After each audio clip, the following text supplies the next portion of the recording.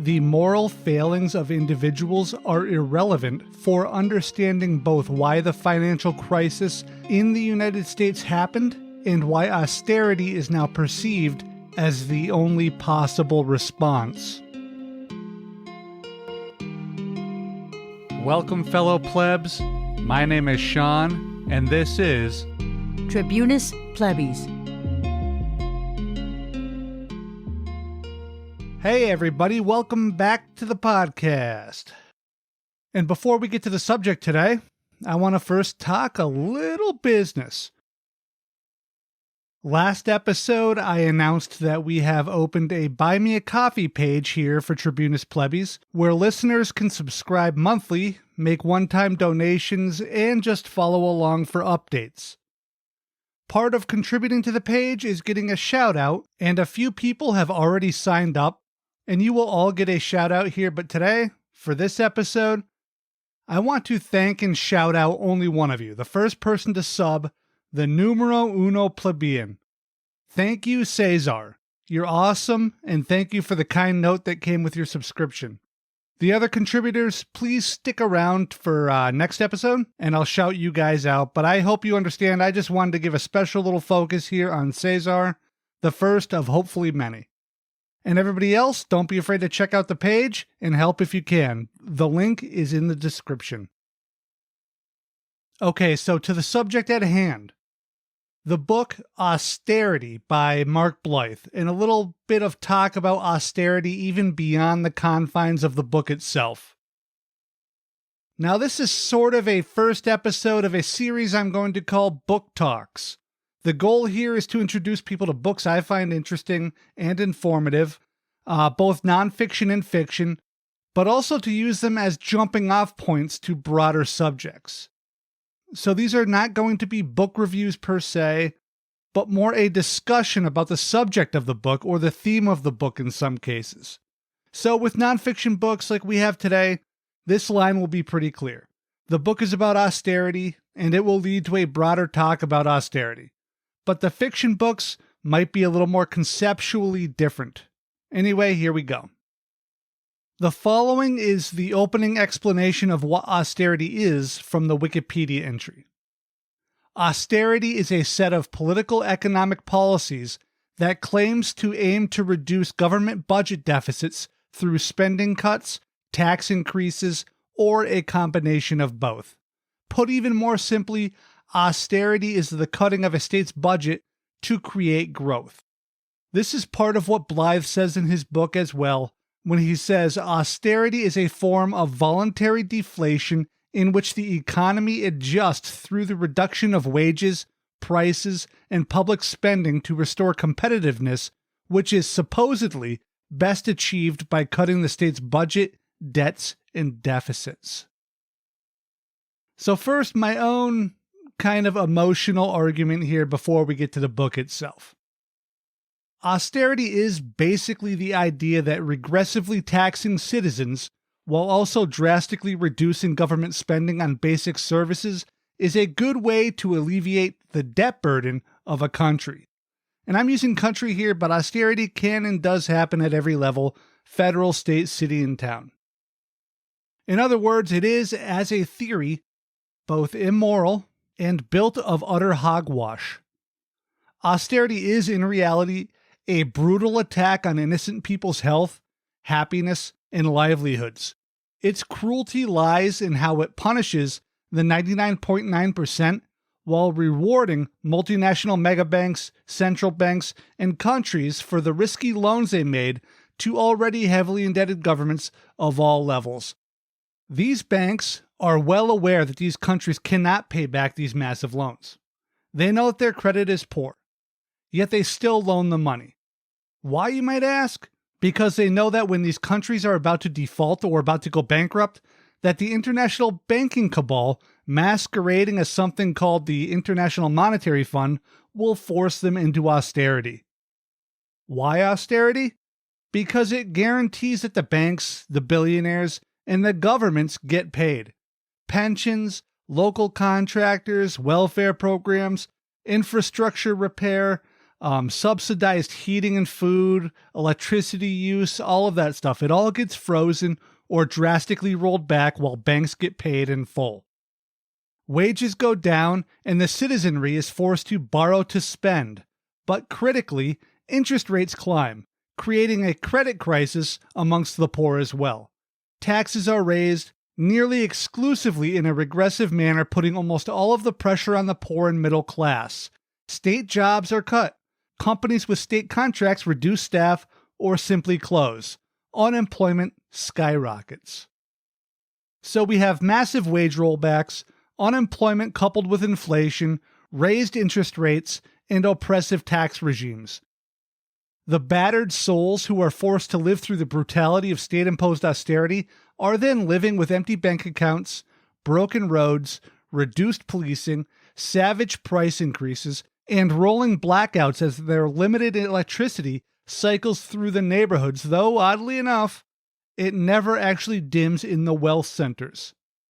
Then, as the cherry on top, we have a complete inability of the government to help anyone because of deep spending cuts. It is a phenomenally stupid response to problematic economic issues and possible loan default. The sublimation of the needs of human beings to the financial whims of these international banks is absolutely repugnant. Which, after all of that, brings me to the book in question, Austerity, The History of a Dangerous Idea, by Mark Blyth. So one thing I want to address here before I dig in is that this book was written in 2013, and it focuses on the then still fresh economic issues in Europe, specifically Greece and a few other countries.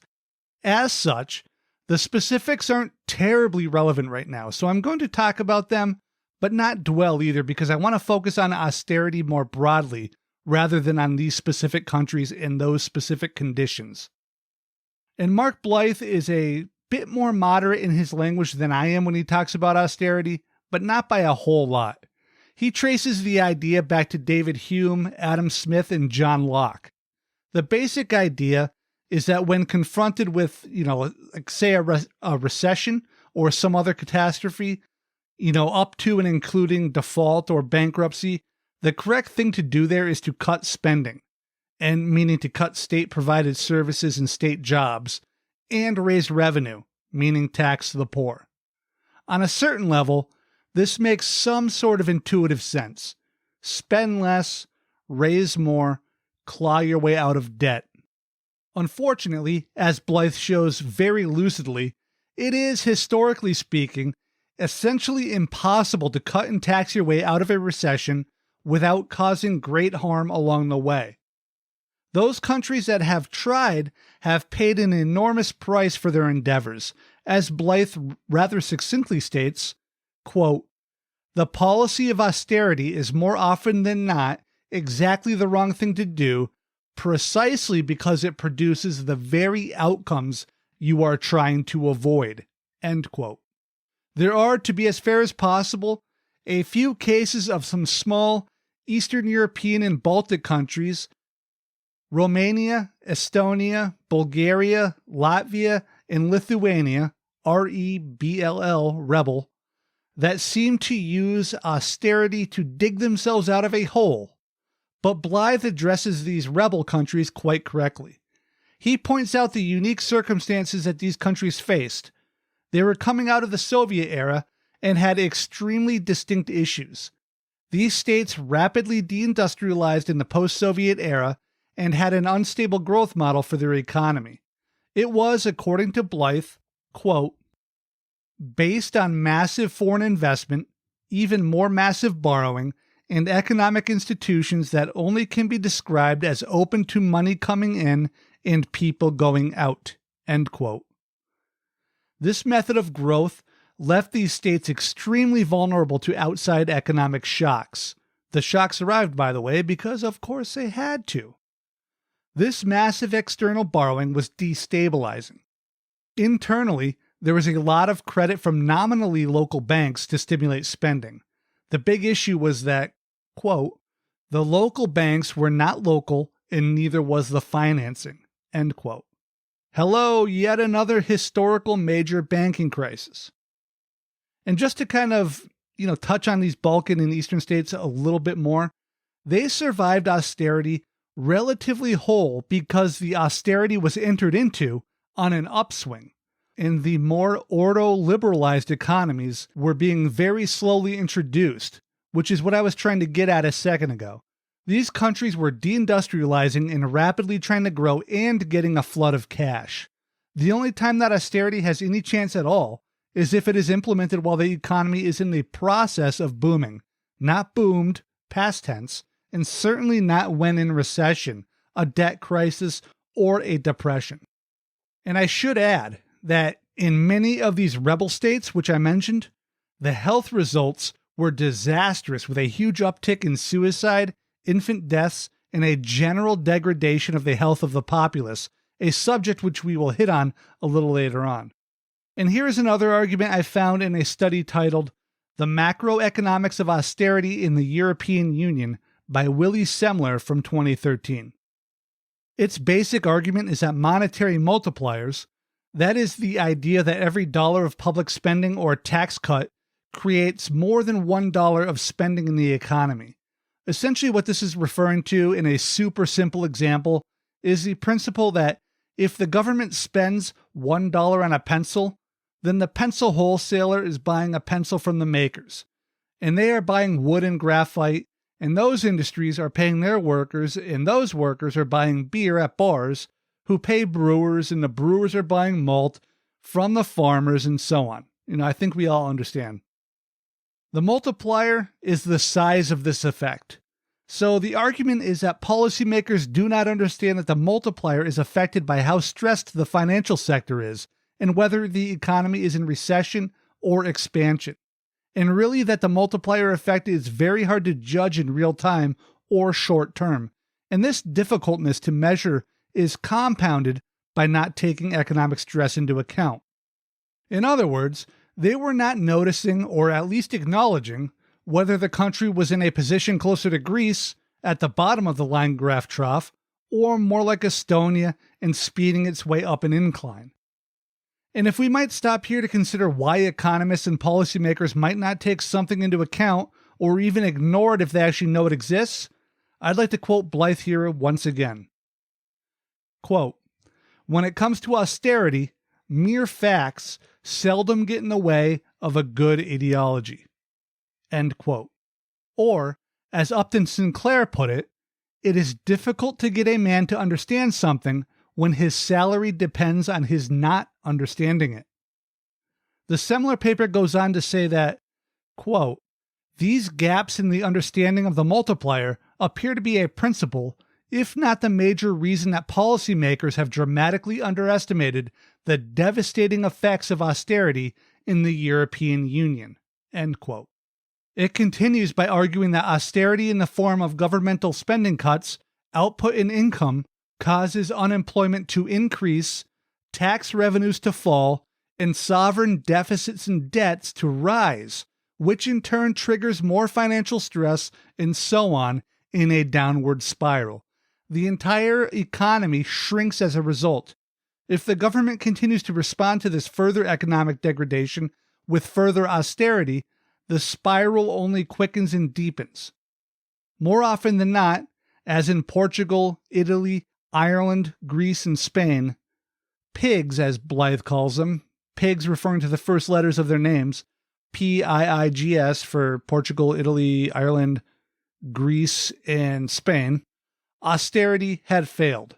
And these countries are far more the norm than the Baltic ones I mentioned before. We could even add here that the absolutely destructive austerity that is ongoing in Puerto Rico, where libertarian billionaire dorks are flocking in droves, vampiring off the local system, not paying taxes, creating walled compounds, and degrading the lives of the locals. Throughout the book, Blyth shows just how dangerous of an idea austerity is, and also how alluring it is for the neoliberal set, and just how doggedly they will follow this terrible idea down the rabbit hole of disaster, evidence and reality be damned. Now, another aspect I want to highlight from the book, and really from any of the myriad writings on public debt, is exactly who is responsible here. The popular culprit is a runaway sector of public spending. This is what we hear all the time over here in the United States, right? That the spendthrift government is destroying the future of the world by buying things, and we simply must cut spending and tax the poor to even the books, right? We hear it all the time. But is this real? Largely, no. These debt crises are not because of overspending in the public sector, but rather the cost inherent in dealing with a massive failure in the financial sector, which we find ourselves relying upon. In terms of slow growth, bank bailouts, and ever-increasing corporate welfare payments and corporate and wealthy individual stock shortfalls that accompany an economy that simply does not perform. In fact, regarding the tax shortfall of the wealthy and the corporate, a study by James Henry of the Tax Justice Network estimates that there is as much as $32 trillion, which is over twice the entire U.S. national debt, hidden away offshore not paying taxes. Yet the governmental ghouls, the actual policymakers, still insist on cutting taxes for these same people. Okay, we understand that? We see what's happening? These ghouls in their three-piece suits, yachts, and multi-million-dollar homes are the reason countries get themselves into these messes, not the plebs. Yet the plebs are the only ones who are punished. The central banks get their money, the wealthy stay in power, and the poor simply suffer what they must. One of my favorite truisms that Blyth put down in his book is this one. What begins as a banking crisis ends with a banking crisis, even if it goes through the state's accounts. It's the banks, guys, not bridge building. Blyth was writing in 2013 of the 2008 crash, and one of the main reasons he identifies for the crash is the correlation and liquidity problem. When mortgage holders began to default, even safer investors began dumping their risk, to be super simple about it, and liquidity dried up. What shouldn't have been correlated in theory became suddenly extremely correlated in reality. And with every bank looking for liquidity to protect themselves, they failed to find it. Because just like one country's exports are reliant on another country's imports, one bank's liquidity is tied to other banks willing to be illiquid. When things turned bad, nobody wanted to be illiquid. It starts in the banks and it ends in the banks. And as I go on here, I think I've probably said that austerity is dangerous, kills, ruins lives, and so on, but I don't know that I've given examples, so let's hit a few. Suicide, one of the more preventable consequences of economic downturns, skyrocket under austerity measures. When countries slash healthcare spending, and they almost always do in austerity regimes, suicides climb. Yet when countries don't slash these budgets, even in recessions and downturns, they don't spike. Greece, Italy, and Spain slashed health spending, and suicide spiked. Germany and Sweden kept spending for healthcare, and their suicides did not spike. Even more gross is the fact that Germany recognizes that it needs to keep its own people healthy, yet routinely and vehemently argues for austerity elsewhere. Because I guess fuck those people who aren't us, right? Am I right?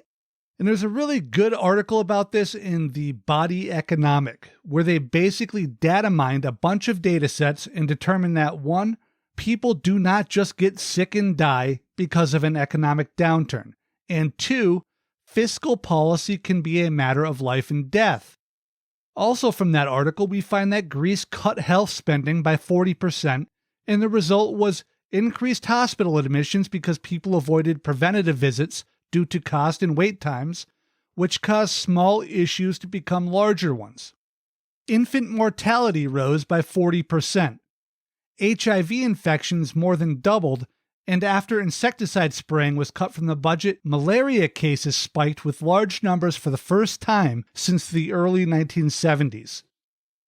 As a counter to that, we can look at Iceland, which rejected IMF austerity, held the people who caused the problems in the first place responsible, that would be the wealthy, the bank executives, and government officials, and refused to slash health spending. Their economy recovered while Greece is tanked, and Iceland has maintained its status at the top of both global health and happiness measures. And while there are differences in the two situations here between Greece and Iceland, the European Union being the primary one, as well as a lesser ability to avoid the IMF for Greece, this certainly does point, to how recovery from financial stress can be done without actually killing people in the process via purposefully made choices. Another example can be drawn from the Asian financial crisis of 1997, where Thailand and Indonesia implemented IMF-recommended austerity plans. They suffered mass hunger and increases of deaths from infectious diseases, while at the same time Malaysia, which rebuffed the IMF's advice, was able to keep its people healthy and, critically, alive. In fact, in 2012, the IMF actually issued a formal apology for how it handled the crisis, and they acknowledged that even the damage that they caused was probably at least 3 times as bad as most people assumed. As Blyth points out, quote, "The most remarkable thing about this ordo-liberalization of Europe is how it replicates the same error often attributed to the Anglo-American economies, the insistence that all developing states follow their liberal instruction sheets to get rich." End quote. The fallacy here is the belief that one leads to the other as an a priori fact. It mistakes the outcomes of growth, stability, low inflation, competition, and such for the cause of the growth rather than what actually caused the growth. Then it ignores that this liberalized growth paradigm only really makes any sense if you're the first or at least very early in the game and lack competitors.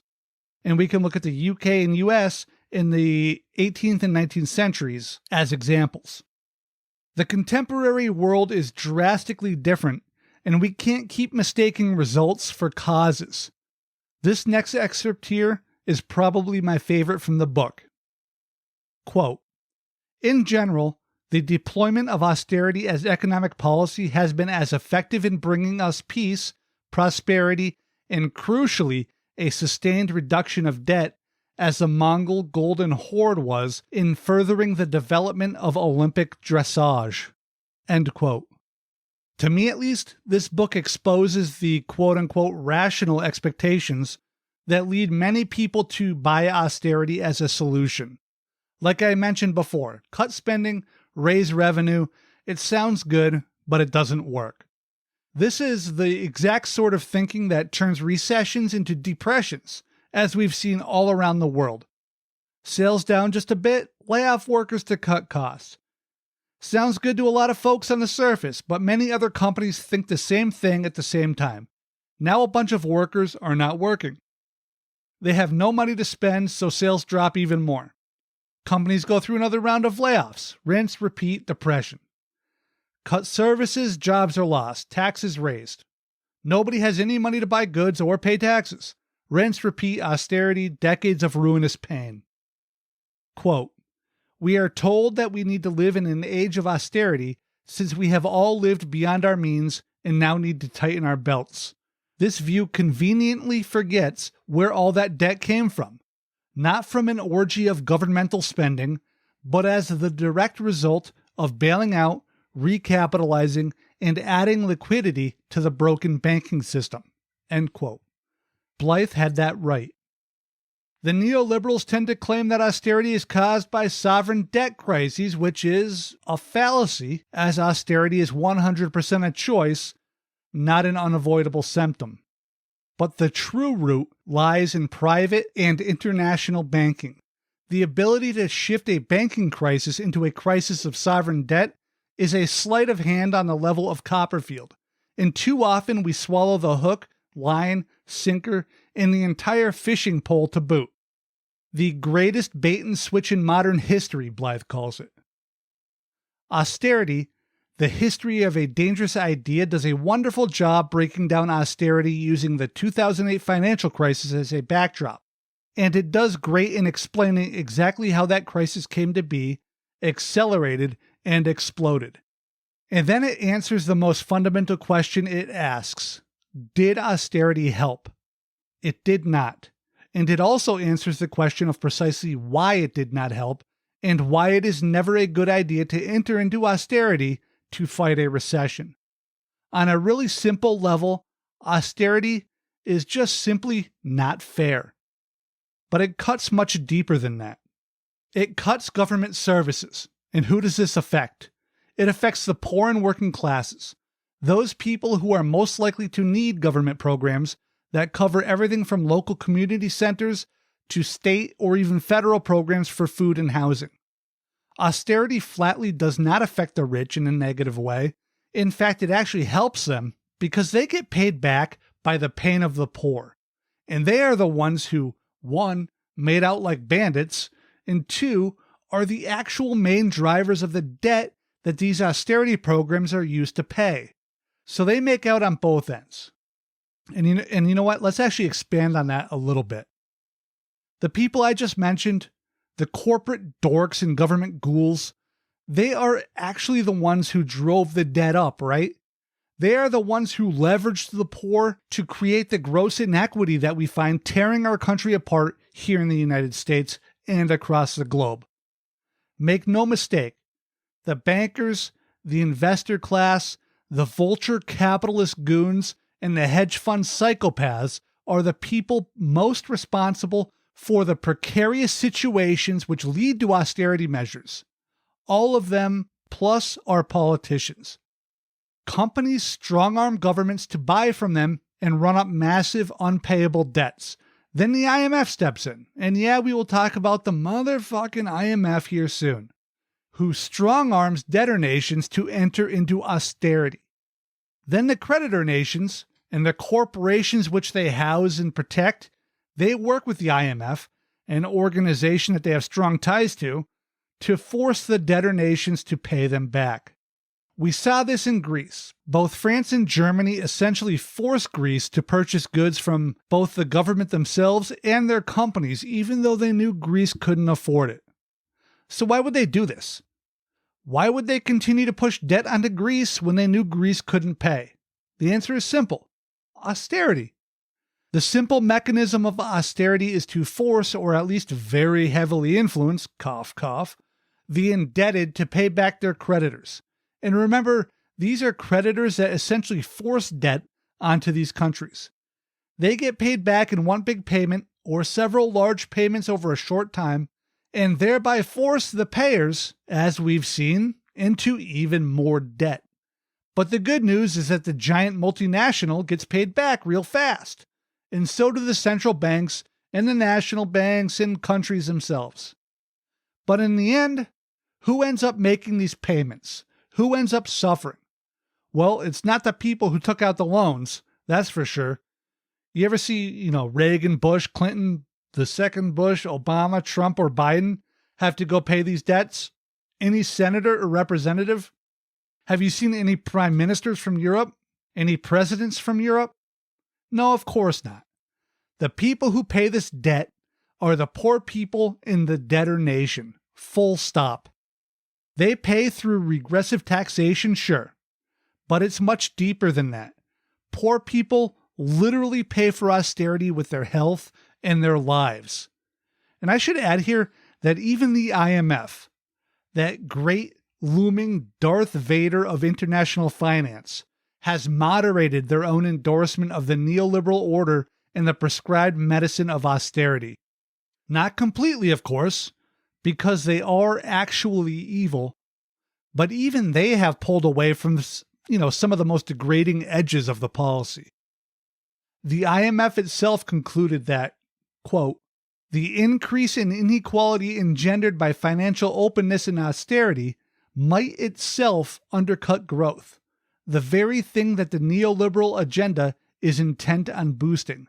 There is now strong evidence that inequality can significantly lower both the level and the durability of growth. End quote. Austerity Forces states, in this case I mean really any governmental body, but for the US-centric we can think federal and state governments here, it forces them to stop spending. They cut things like road repair, community centers, and even cutting hours at town hall. These can lead to deaths via car crashes, kids out in the streets instead of playing at the rec centers, or even by limiting access to government services as basic as the DMV to people with day jobs. But then they also cut spending to safety net programs, things like money for single parents or help with rent for families. Hunger increases, more people are homeless. Healthcare spending decreases. This forces people to not go to the doctor when they have relatively minor issues, which eventually become major issues, and these same people find themselves in the preposterously expensive emergency rooms of local hospitals. We can even see the effects of austerity, right down to the quality of the lunches that we serve our children at school, which, once again, disproportionately affects the poorest children in the country. And the last big thought I want to leave you all with is this. Austerity is not inevitable. Austerity is a choice. It is a purposeful decision made by policymakers. It is a decision to be cruel. And it's not a decision made in a vacuum either. It's a choice that was made after a string of other choices had been made. You bail out banks, which leads to debt. The debt leads to a crisis, and that crisis leads to the choice of austerity. Austerity is wrong. Austerity is immoral. Austerity murders. Mark Blyth penned a short, concise takedown of this inherently violent policy. He called it Austerity, the history of a dangerous idea. Go buy a copy. And that, my friends, is the end of the episode. I hope you enjoyed it. Once again, we have a Buy Me a Coffee page set up so you guys can subscribe or leave a one-time donation or just follow along. The link is in the description. Please, if you have a couple bucks a month that you can, subscribe, please do. If you got a couple bucks that you can make a one-time donation, that's awesome as well. And if not, don't worry about it. We'll get by. Follow us on YouTube, Tribunus Plebis Media on YouTube. Subscribe, follow, like everything. Rate, review on Apple if you can. There's a link in the description. I think that's it. Thank you, everybody. Love you all.